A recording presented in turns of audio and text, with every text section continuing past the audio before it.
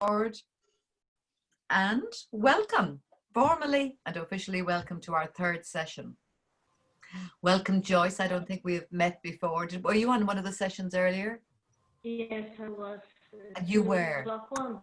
Yes, you were. I remember now. I'm sorry about that. Yes. And welcome back, Morella. There she is. She was here at 6 this morning. So we're back. And I just want to tell you a little bit about before we start into tonight's session properly. You are all aware that we've been fundraising for Médecins Sans Frontières. I just wanted to tell you a little bit about why we chose that organization to support by doing the retreat. Early on in the lockdown, I happened to come across a documentary of the asylum seekers and refugees in Greece, in one of the centres in Greece, and they had COVID there, and they were 600 people, and at that time there was one doctor for 600 people in that particular camp. And I was really moved by it, and I thought, if I could do anything to make a difference from my own sitting room, I would. And then I heard that Médecins Sans Frontières were going to go in and support them, and I thought, I'm going to help them do that. So we set ourselves a target of £2,500, and thanks to all of your generosity and the generosity of all of our friends and families, we hit our target tonight, just before we came on, and we now have raised £2,589. Wow, fantastic. Well done. Yeah. Well done. Yeah, it's really, really, really good news. You can keep giving and you can keep encouraging your friends, because you know what? I don't think they're going to turn down money. But we're very happy about that, because when we talked about it, originally we thought, well, we make it £500, and we said, no, make it a bit more. And I said to Tess, let's make it 2,500 and see if we can get to that. So we have. So I want to thank you for that. And I also want us tonight, perhaps, to, in this time tonight, to imagine that by some amazing coincidence or accident, we're not among the people who have to live like that, who've had to leave their homes. Most of us have been locked into our homes during lockdown, and it has become a strain. But I heard somebody speaking on a radio interview, and he said, try being locked out of your home and see what that feels like. So again, tonight, as we come together for this last session of today, this part of the solstice, we're going to focus a little bit on blessing and on gratitude. To be grateful for what we don't know. We don't know what we have until somebody who doesn't have it reminds us. It's like when you're privileged, you don't even know that you're privileged until somebody who doesn't have the same privilege as you do reminds you. So I'm very, very grateful for those men and women in that camp in Greece reminded me of how lucky I am during this time of COVID-19. And so every time I hear myself saying, oh, I wish I could go out and about, I also remember that I don't wish that I was locked out of my home. Better to be locked here than locked elsewhere. So tonight, I'm going to start with a poem, of course, What's New? And I'm going to mute you all right now, and you will have a chance to come in again, in and out during the session. But right now, I'm just going to mute everybody so we can reduce the sound. And let's see now, mute all. There we go. That's it. So I'm going to read a poem, and like the other sessions, the poems will be uploaded into the hour. So this is hour 17. I've already uploaded the poems I'm using tonight. And I love this poem. It's called Allow. There is no corralling, or there's no controlling life. I'll start that again. There is no controlling life. Try corralling a lightning bolt or containing a tornado. Dam a stream and it will create a new channel. Resist and the tide will sweep you off your feet. Allow and grace will carry you to higher ground. The only safety lies in letting it all in, the wild and the weak, fear, fantasies, failures and success. When loss rips off the doors of the heart, or sadness veils your vision with despair, practice becomes simply bearing the truth. In the choice to let go of your known way of being, the whole world is revealed to your new eyes. So we talked earlier today about today being a place to have enough space so we can make choices, to choose who we are in the world rather than to have it dictated by the circumstances and conditions of our lives. Because it would be easy to assume that the government decides for us or somebody else will choose.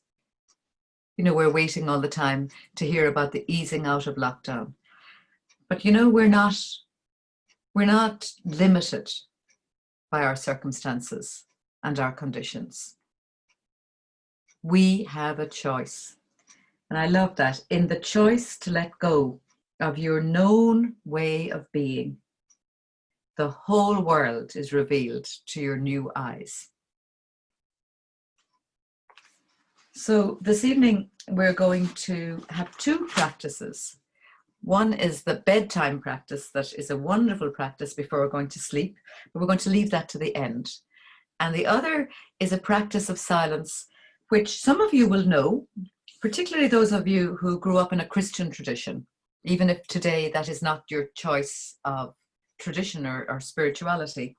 Many of us in Ireland grew up in a Celtic spiritual tradition, and many of us in Ireland grew up in a Christian spiritual tradition. But just to say that in all faith traditions and in all spiritual traditions, there are practices of silence, contemplative practices, practices that allow us to come home to our hearts. Very often they're called practices of the heart, or in mindfulness, and because mindfulness actually is very often understood as being something to do with our brains, but actually another way of using that's used in terms of mindfulness, another term is heartfulness. It's about coming back to the heart of who we are. And when we're centered in ourselves, then we're able to be the still point in a moving world. As the globe turns, we can be still. So these practices are intended to give us a certain anchor in an always changing world, because there are two things we can be certain about. One is that we will die, hopefully not here tonight, because that would be awful. But, you know, we will die. And also nothing in our lives is permanent. Everything is changing all the time. So we can either be blown away by the winds of change, or we can be so light that we dance in the wind of change, but we never get lost. We're not blown away. We sort of go with the flow rather than being pushed by the flow. So tonight we're going to do a practice which I know there are people on this call who are more skilled and more practiced in this practice than I am, but it is a practice that I love. We're going to practice what's called centering. In the Christian tradition, it's known as centering prayer. But nowadays there are people who just simply call it centering because it applies not just to people from a faith tradition, but to all of us. And as the word implies, it's just about being able to become still and to allow the space for the still, small voice of love. Or you can call it the still, small voice of God, if that's what you choose, so that you can hear it. So it's about becoming so still that you can hear the interior whisper of your own heart, of love speaking. So it's a way of living that allows you to be drawn by love rather than driven by fear. It's one of the things I always notice in my own life when I'm driven, when I'm running, and I'm pushing and I'm constantly panting. I'm always almost always certain that that's fear that's at work because I'm driven. But when I'm drawn, it's like I just walk towards something. I'm led on by love. And actually, love shows up in the smallest, tiniest ways. It's not loud like fear. I mean, fear is flipping awfully loud, as we know from listening to the radio and the television. It never stops shouting. It's noisy and it's demanding. But love is quiet and still and gentle and demands nothing. It asks everything, but it demands nothing, which is extraordinary. So this practice it's a way of every day saying to love, I'm here. I'm here and I'm waiting. I'm listening. And whatever else shows up, I trust that love is here too, doing its work. So it's very simple. I mean, you just sit and make yourself comfortable. Generally speaking, you make sure that you're in a place where you're not going to be disturbed. And again, my Maria Garvey's practice is wriggle your bum till you find a safe spot. Wriggle your bum until you feel that you're really comfortable. Like, we're going to practice this again for about 15 to 20 minutes. So make sure that you're really cozy and comfortable. And the practice of helping your body to find a comfortable space is not just doing it so that you can center well. Excuse me. It's actually part of the practice. Part of the practice is loving yourself enough to say, I am worthy of being fully comfortable. So get yourself into that space. And I'm going to lead you very simply. This meditation will have almost no speaking, not mine or indeed yours. I will lead you in, and then we will take, it's now 20 minutes in this practice. If you do this every day, I was taught this practice 30 years ago by a very old woman. She was in her 90s.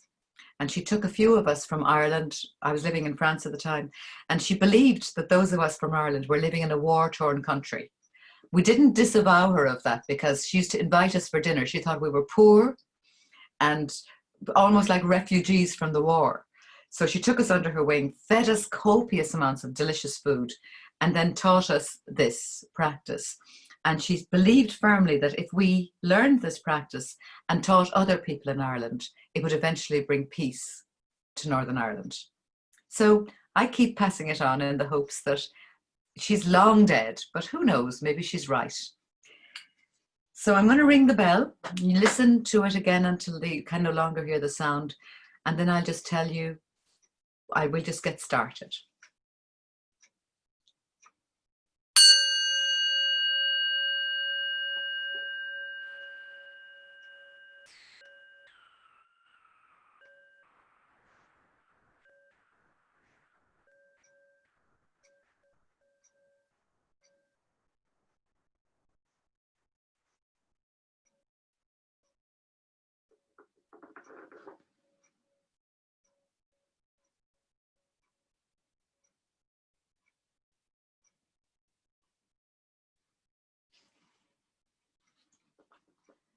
So just allowing your body now to relax and rest into the bed, the chair, the floor, wherever you are resting.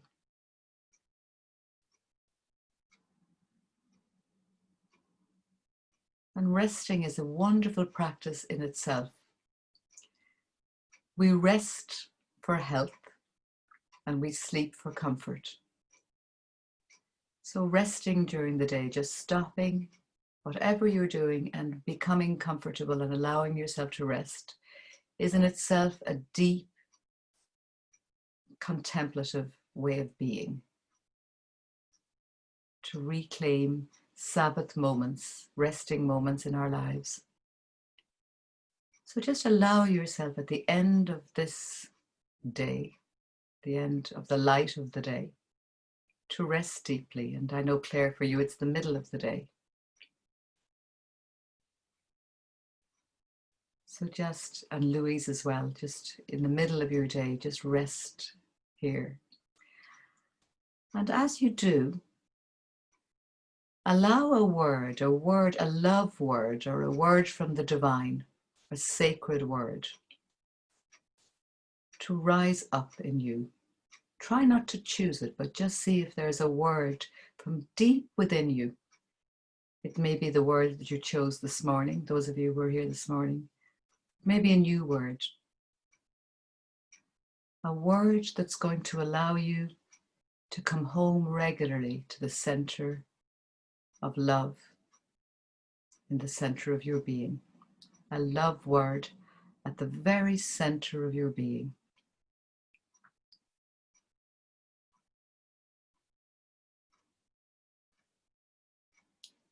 And try now not to struggle. If a word arises, don't use your head and say, is that a good enough one? Just trust that love will give you a word.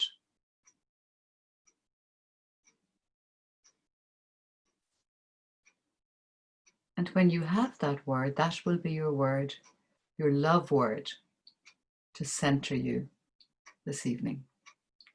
Your word from the divine, your sacred word. And now you're going to sit, we will sit together in silence. And if at any point you notice that you've wandered off in your thoughts, and you will, because that's what thoughts do, they come and they go all the time, and sometimes we get caught up. So if you notice, just come back gently to your word. It's not a mantra, it's more like this little word in the middle of ourselves saying, come back. Come on, come back. So gently come back to your word and let it center you.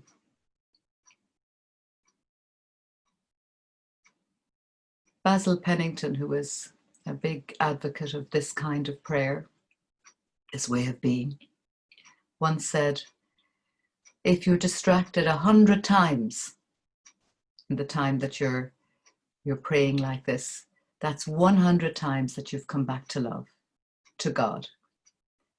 So each time you're distracted, just smile and say, I'm on my way back, and come back to your word. So now we'll take 20 minutes in silence.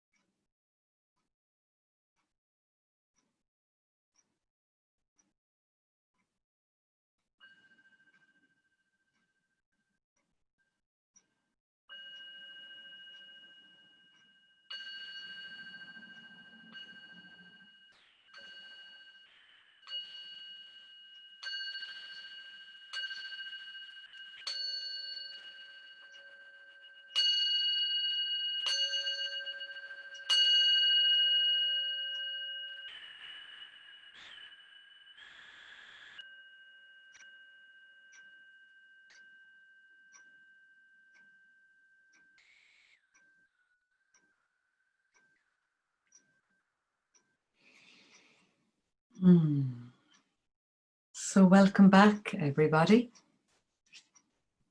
Those of you who are still awake, and those of you who aren't awake, I hope you're sleeping well.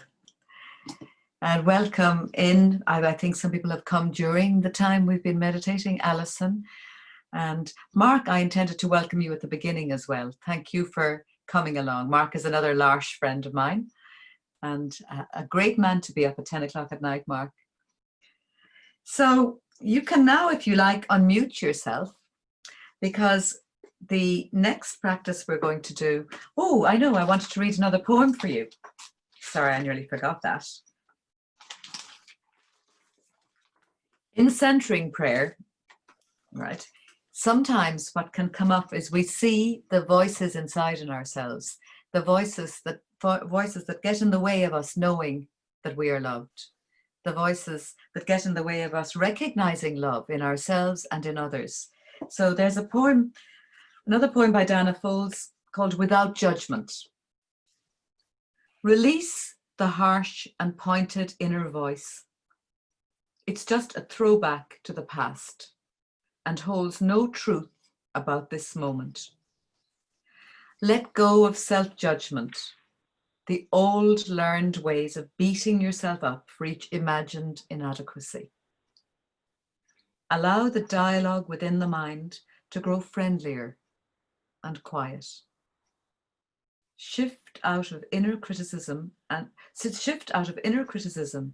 life suddenly looks very different. I can say this only because I make the choice 100 times a day to release the voice that refuses to acknowledge the real me. What's needed here isn't more prodding towards perfection, but intimacy. Seeing clearly and embracing what I see. Love, not judgment, sows the seeds of tranquility and change. So that practice that we have just been involved in is a practice to encounter love in the silence, without the judgments and the analysis and the trying to change and the trying to fix and the trying to make ourselves perfect. But if you do this every day, I promise you that little by little you'll discover just how busy those voices are in the middle of you. And the choice is not to listen to them. It's not that they're ever going to go away. I wish they did, but I'm 62 years old. I've been doing this since I was 29, and I still encounter those voices every single day. The thoughts that tell me I'm not enough, the thoughts that tell me I should be different, the thoughts that tell me that somebody else isn't enough. So blame and shame and recrimination and condemnation. And the only difference now is that I don't listen to them. Well, most days I don't. So if you'd like to say, just before we go into our last practice of the night, how was that time for you, that time of centering? Some of you may know it well already, and others it might be new. It would be lovely to hear some voices from out there, beyond this room. I'm Mel. For me, this is all very new, and through the day I have grown in being able to listen. What I don't understand is if I actually fall asleep, I mean, I nod off. Is that a problem? I mean, is that a good thing or a bad thing? I mean, I've never known it. So yeah, that's such a gorgeous question, Mel. Because if you listen to yourself, even just listening, it's not good or bad. It's just what it is. If you fall asleep, it's just because you need to. Okay. So it's really about learning to not have the world show up as right or wrong, good or bad. But you know, if you fall asleep, just gently saying, I might have needed that tonight. Or I might have needed that. Over time, Mel, your body will get used to being stopped without needing to sleep. Very often we're so busy that when we do stop, we just automatically go to sleep. But if you practice, and when you practice and start to have practices like this, there comes a moment where you no longer need to fall asleep. Your body knows I'm here to rest, not to sleep. Thank you. Yeah, you're welcome. Thank you. Thank you. It's lovely to have you here, Mel. It's been a pleasure. Yeah. And we still have another 8 hours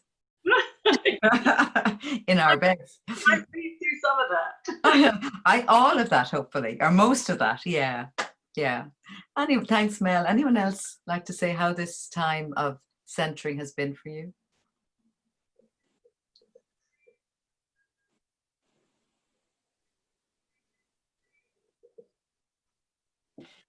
I'm finding this very useful because I have been struggling with feeling, I would probably be known as a deep empath, and I have been struggling with the world's pain in here, in my room with me, and being able to center and ground myself again and connect with other faces, albeit on a flat screen. My word during that meditation is connect. Wow. Because living on my own and with all of this going around, sometimes I just get caught up in it. I don't watch the news or anything, but you sense what's going on, and the pain is heavy. But connecting back and remembering that although there is pain, I am actually okay. Thank you for this. This has been very, very helpful. You're so welcome. You're so welcome. And I'm sure we're going to meet plenty again, Carla, because you're in Belfast, which is wonderful.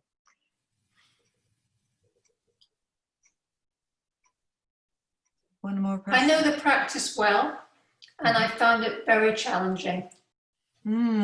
Say more. My mind was hard to put to rest. Yeah. There'll be days like that, huh? Was it an hour like that? I've had some beautiful time earlier in the day, so just that time. Yeah. It's interesting, Claire. You know, some days I had this notion that I did it right or I did it wrong, or it was good or it was bad, and there are days where I'm completely carried away on thoughts, and I have that monkey mind, that very kind of hopping from thought to thought minds. But it's just what happens in that moment, and you know this really well. So it's just about coming back to the word and saying it's the way it is. You probably came back to love 1,000 times during that 20 minutes. My word was trust, so it was a good word to come back to. Yeah. I love that idea of being invited home. So we're going to move on to the last practice of the night. Before we do, I want to say that the title of this hour is The Still Small Voice. And for those of us who grew up with scripture in our lives, Hebrew scriptures and indeed the New Testament or the Gospels, that still small voice. I love the story. There was Elijah, who was a leader, really busy, important man, and he had burnout. Like by modern day standards, I don't know what he had, because it's like, I don't know how many years ago, a long time ago, but he went away up a mountain to get some relief. And he went into a cave and he wanted to meet God. He wanted, like we do sometimes, we're so exhausted from all the going and all the proving ourselves we sometimes just need to get away. I don't know if that happens for any of you, but it happens for me. I want to go into my cave and not come out again until I feel better. Well, I imagine that's how it was for Elijah. And he went up the mountain and he wanted to meet God, this God that he had spent his entire life burning himself out for. And I suppose he thought God would come in some amazing way. So a fire came, but that wasn't God. And a storm came, and that wasn't God. And an earthquake came, and God wasn't in the earthquake. And after all of that, Elijah encountered sheer silence. And in that moment, it's sometimes referred to as a little breeze or the still small voice. But in that moment, he encountered love. And after that, which I think is really interesting, he went down the mountain, and the first thing he did was he met Elisha, and he handed over what he thought he had to carry himself. that huge burden of responsibility. Carla, a little bit about the world's burden. He handed over that, and he took on a whole other way of living, the way of an elder, supporting people rather than doing it all himself. So I really love what can happen when we encounter love. We can encounter parts of ourselves that we don't even know exist because we're so hell-bent on being one kind of person.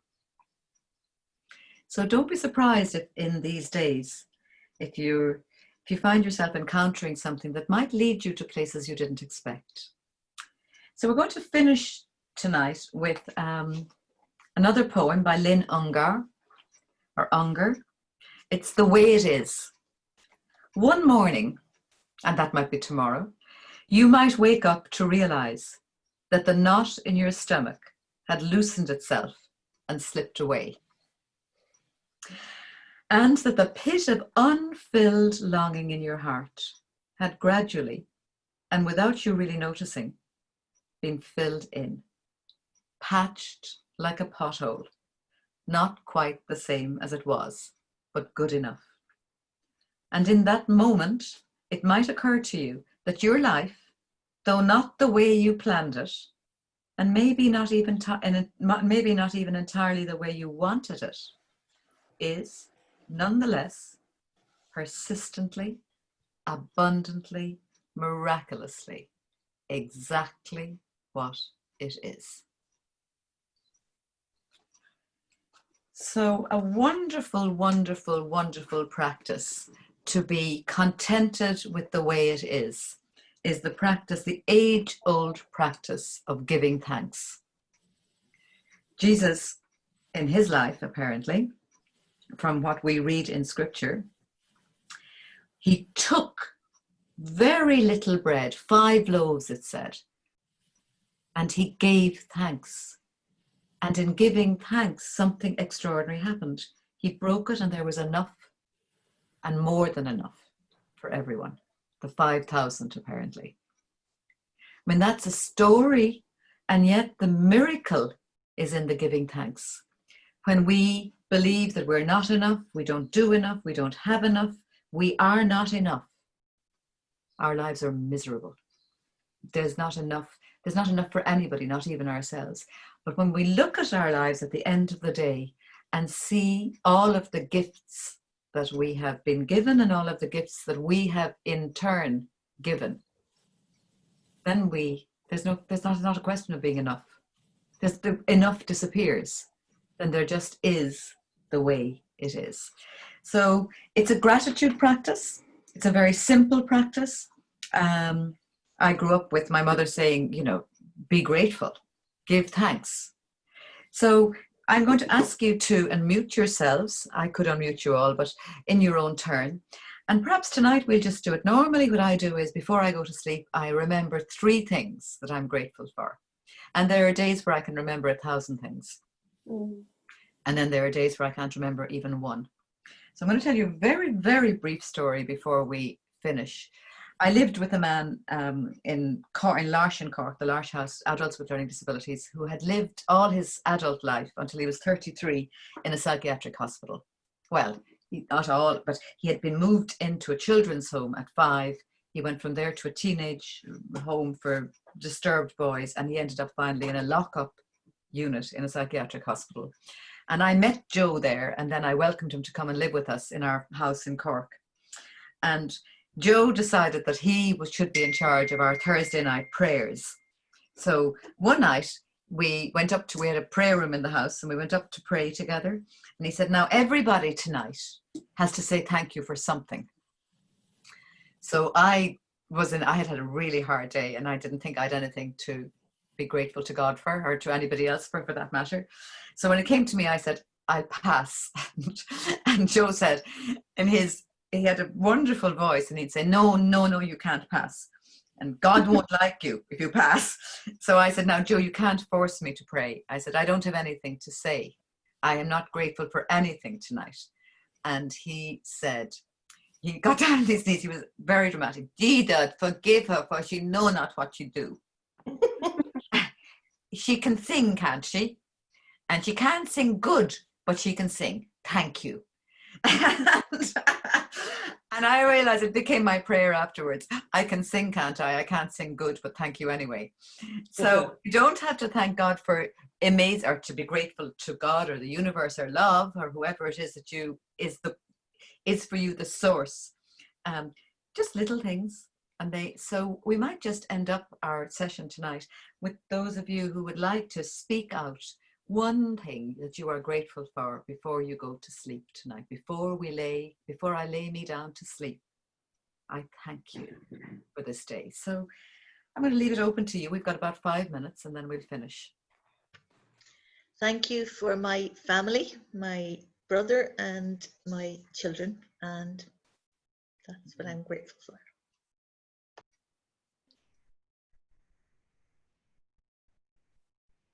I'm grateful for the inner quiet.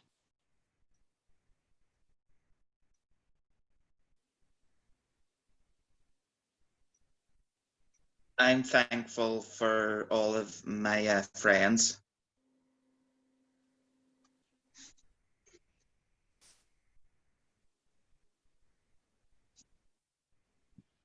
I'm thankful for the sense of calm that I've had throughout the day today, and I'm hoping I hold on to it.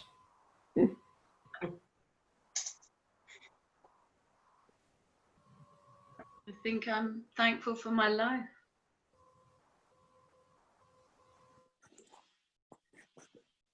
I'm thankful for my faith and my family and friends.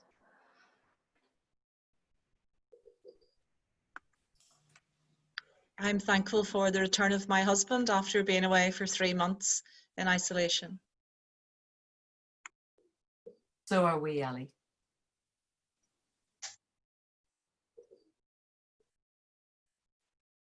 I'm thankful I can feel.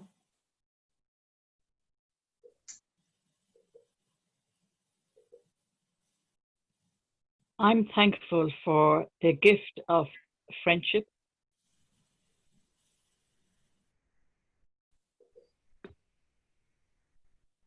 I'm thankful for the gift of friendship. Then, yeah, over many years now. I'd like to say something else. I'm thankful for this amazing group, which thanks to them, I'm here today. And we're a group of women who walk the first Wednesday normally of the month. And they've given me strength. So I'm grateful for that. I missed the walk, but we're working it out.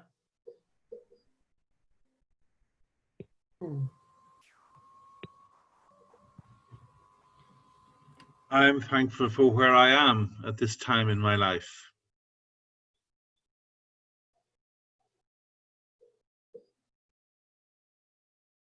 I'm thankful for the day that we've had. I'm thankful for the rain. I'm thankful for the creativity.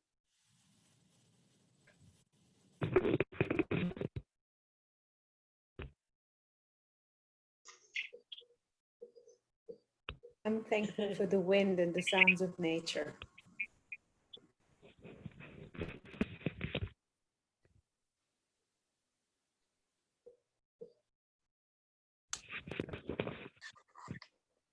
I'm thankful for what I've learned today.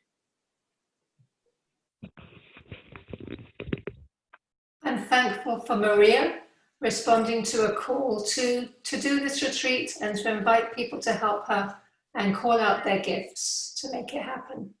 It's amazing, and the resources are such a gift. Thank you.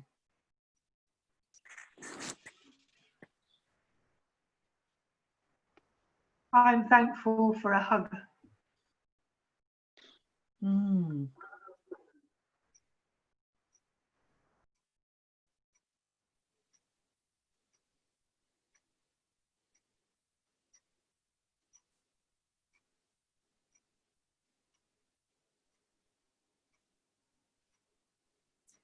Well, I'm thankful that all of you were crazy enough to join Crazy Me, imagining that we could be silent on Zoom. The very first time I said that to someone, they said, "Are you out of your clear little mind? Who would sign up to sit in silence in front of a screen 4 times in 24 hours?" And I'm just grateful that we have followed, all of us in different ways, a call into the absolute unknown.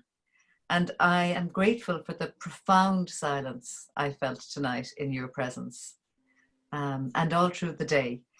And I'm grateful for having a very comfortable bed to go into in the next little while. And I will make sure that the videos are uploaded, Rachel, and that they're not public anymore, that they're not private anymore. They were never meant to be private, but I will make sure they're for public viewing. So I'll do that before I go to bed. And hopefully some of you will be brave enough to come back again at 6 o'clock. You won't have a lot of sleep, but go now quickly to bed, sleep well, and we'll see you at 6 o'clock in the morning. And we'll have completed one full round of the globe. And while we're sleeping, let's hope that other people might choose to Claire, and by the way, Claire and Louise, we hand you over this retreat to hold as you go to the rest of the day while we sleep well, knowing it's in your hands in Canada. And Melanie, well, you take it too. You're going to stay up all night, Mel? Oh, you're handing it over. Yeah, we're handing this over to you. Thank you so much, all of you, for being with me during this day, the daylight hours.